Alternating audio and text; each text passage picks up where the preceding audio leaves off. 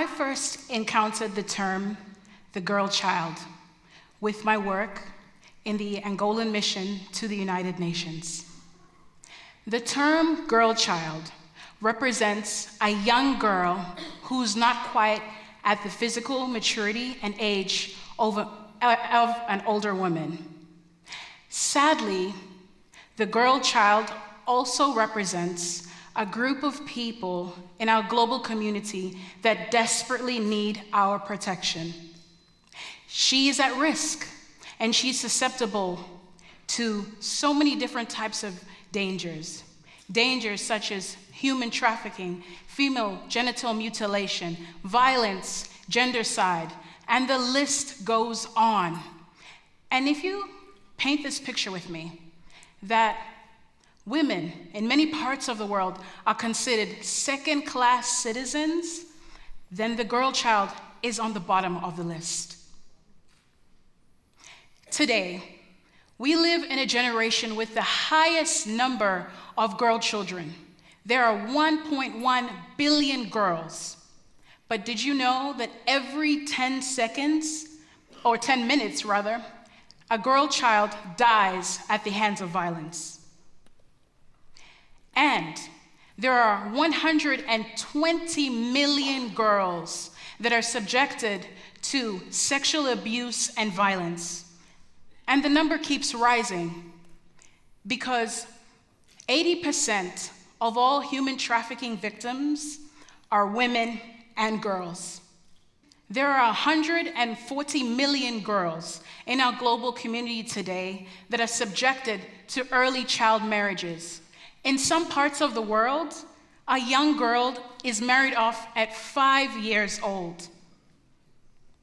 As sad as this is, she's often married off by her own family and her communities, all for financial compensation.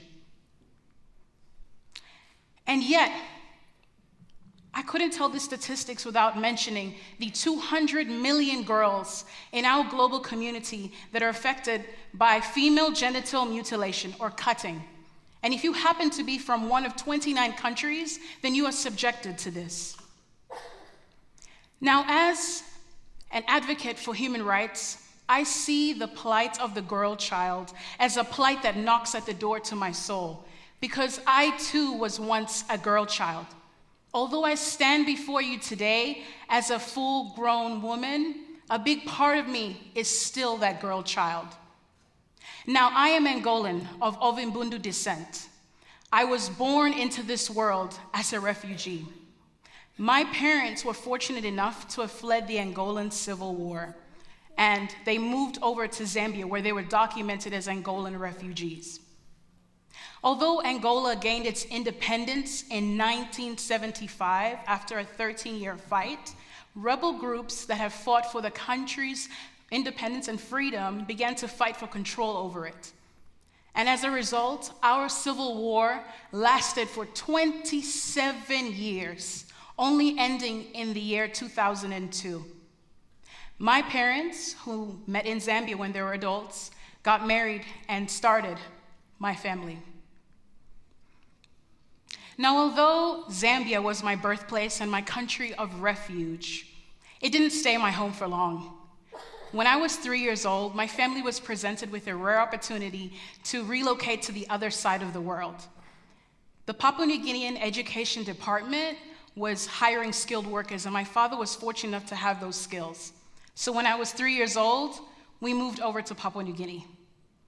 Now, my arrival in Papua New Guinea was fascinating. I was exposed to a diverse environment. And when I started school, my teachers and my fellow students were from all over the world. I enjoyed learning, but this learning did not come without its challenges, because I was a victim of bullying. I was teased mercilessly for having darker skin than most of the other students. And as a result, I decided I needed to make new friends. And so I got involved in after-school programs, and I also got connected to community outreach-based programs. And these programs allowed me to learn about the struggles that Papua New Guinean women go through, as well as learn about their resilience. Because today, statistics suggest in Papua New Guinea that 70% of all females are subjected to gender-based violence or sexual violence. But imagine the dangers that a young girl faces.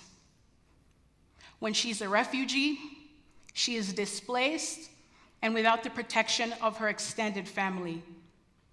Sadly, I would know. It happened to me when I was a girl child. When I was a girl child, I experienced sexual violence at the age of 5 years old. I was so afraid. I understood emotions that I should have expressed to other people, but I chose not to. Those emotions consisted of panic attacks, depression, anxiety, and at my worst, I even contemplated suicide. I did not feel safe enough to tell my truth to anyone due to the precarious nature of my environment. And so I wore a mask, and I wore it well. And although the journey to healing hasn't been an easy one, I can stand before you today and tell all of you that I no longer wear the label of a victim. I wear the crown of a survivor.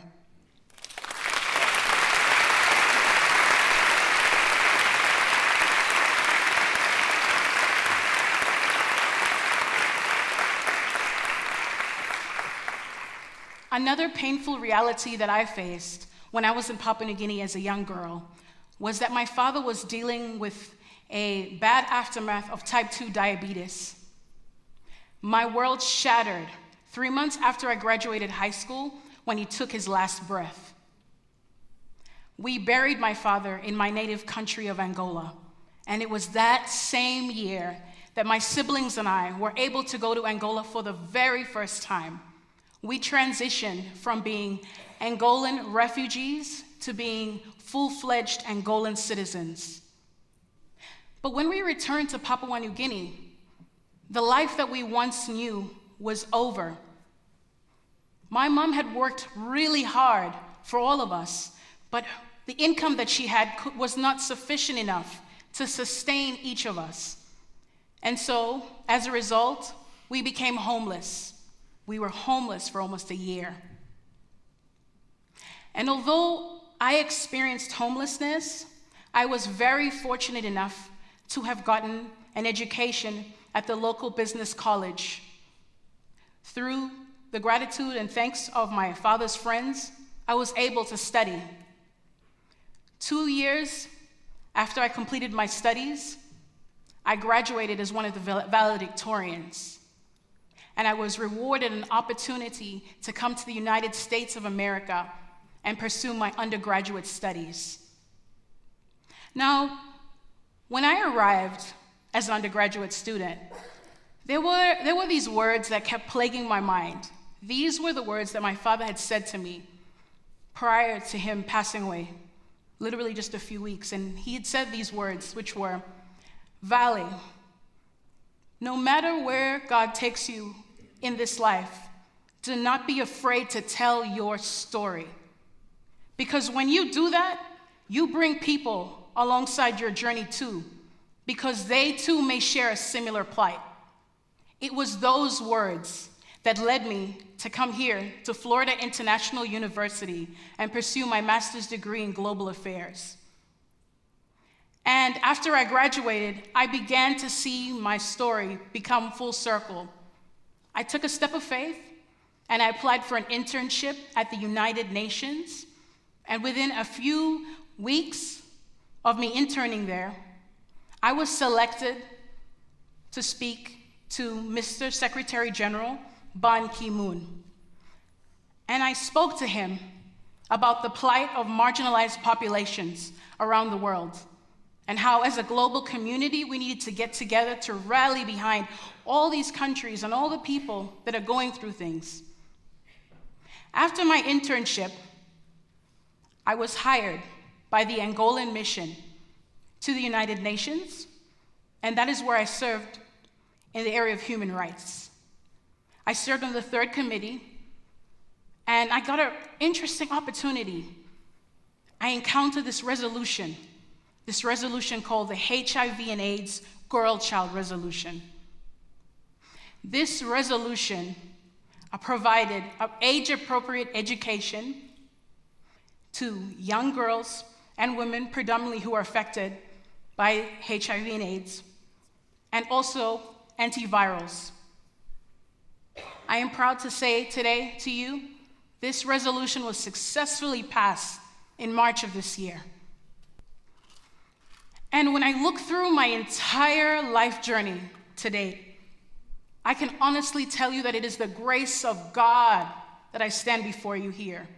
I am no longer negotiating with myself because I have learned it is my adversity that has become the blueprint for why I will continually fight for the rights of girls everywhere.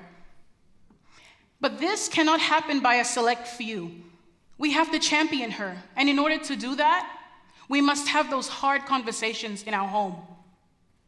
We must be willing to talk to each other about the things that are happening to young girls. And when those conversations happen, they can lead into our community. And when they lead into our community, we can do proactive call to actions.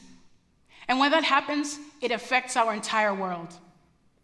It is my hope, it is my prayer that we will all not just vigilantly stand for the girl child, but hear her cries too.